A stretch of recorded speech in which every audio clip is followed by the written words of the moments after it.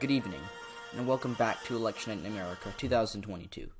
Tonight we'll be focusing on the state of Nevada, where incumbent Democratic Senator Cortez-Masto faces off against former Attorney General and Republican candidate for governor in 2018, Adam Laxalt. Let's first begin by taking a look at our polling data, brought to you by the UEP Data Desk. Sponsored by State Farm. Like a good neighbor, State Farm is there. Trafalgar has Laxalt up by 9%. That would be a huge win for him. They've kind of been getting slammed on Twitter for this, but that 9-point lead for Laxalt probably not going to happen even if he does win. Cortez-Masto leads in this latest Rasmussen poll that has her up by 2%. The New York Times and the Washington Post both have Cortez-Masto up by around 6%. Now, taking a look at our race ratings, the Crystal Ball and the Political Report are the most nonpartisan of these organizations that we're taking a look at. Both have the race at lean Democrat. Lean Toss-Up has the race at likely Democrat, and Real Clear Politics has the race as a pure toss-up. 55% of Nevadans have a favorable view of Cortez-Masto, compared to just 41% who disapprove of the senator. So that means Laxalt's going to have to get a decent amount of people who view her favorably to vote for him, and he's going to have to really run up the turnout with the people who do not approve of Cortez-Masto. So the polls just closed. We're getting our first numbers in, and there's one Senate seat at stake tonight. I don't know why I always mess that up. Now, with 1% of the vote in, we have 45 votes for Catherine Cortez-Masto, compared to 572 for Adam Laxalt. Of course, these are very early returns, so the Democrats should not panic yet, but we'll show you where they're coming in from. They're coming in from Eureka and Lander County. We'll show you that in a second. These two counties, very Republican counties. In fact, Eureka was the most Republican county of every county in the state. In 2020, Donald Trump carried it by 78%. So, as you can see, very red counties here. Let's move on. We now have around a third of the vote in. Cortez-Masto is the lead. And remember, Nevada, they don't really have a system where one candidate starts out ahead and then the other has to catch up. Instead, it's more elastic, so we don't really know who's in a better position right now. Of course, Cortez-Masto is the lead. You'd always rather have the lead, but nothing's set in stone yet. So, she's leading by around 2%, but we'll show you where the numbers are coming in from.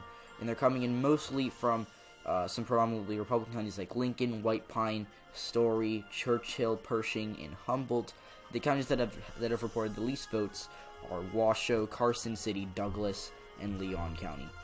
Clark County has around half of their ballots in. Washoe only has 12% of their ballots in, so we're going to have to definitely see as the night progresses how well Cortez-Masto does in Washoe. Washoe was a big, she actually lost the county in 2016.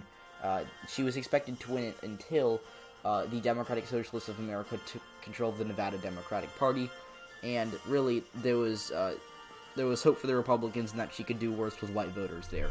So we'll have to see how that manifests. Right now she does have a 7-point lead in the county, but it's more these are more Democratic areas coming in first. She also has a lead by just 1% in Carson City County. Now there are only around 20% of the ballots in from Carson City.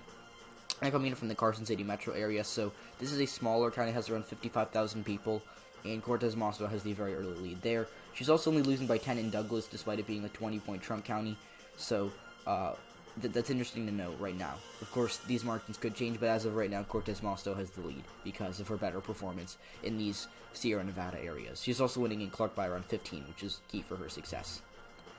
Now, with 79% of the vote in, we have some major news. Cortez-Masto has accumulated a lead of around 34,000 votes at 11:31 p.m. on the East Coast.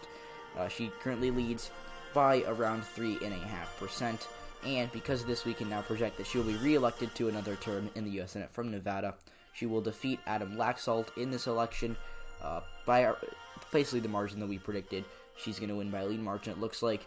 Now, every county has finished their count except for Elko, Leon, Douglas, Carson City, and Washoe. Clark County has around 98% of their ballots in, but the remaining ones shouldn't really skew anything differently from the margin in the county right now. Speaking of the margin in the county, Cortez-Masto is going to win the county by around 13.5. She had a 7-point lead in Washoe. That's come down to a 3-point lead in Washoe right now, and she has lost Carson City, or she's on track to lose it right now. They have around 89% of their ballots. In Carson City, she had the lead there earlier in the night. She's now losing by around 7%. Should be losing by more. Douglas, of course, is solid red now. So, as expected, Cortez-Masto had some interesting performances earlier in the night, but they have all kind of gone away as the night progressed. And now with basically every vote in, Cortez-Masto is going to win by a pretty impressive margin for Nevada. She's going to win by around 42,000 votes, as you can see right here. And she's going to win by around 5%. The final county map should hold. We'll show you every county has counted their votes, all their votes with the exception of Washoe, with just a couple military ballots left. They shouldn't really sway the outcome either way, though. And the final county map, Carson City ended up being a narrow 13-point. Laxalt County, Clark stayed in Cortez-Masto's column by a safe margin, and Washoe is going to be won by Cortez-Masto by around 3 and change. So, thank you for watching this video. I hope you enjoyed. I had a fun time putting it together. I like Nevada politics. As you can see, I had a little less trouble with the county names than I usually do. If you enjoyed, please leave a like, share it with all your political friends, and I'll see you all on the next one. Goodbye.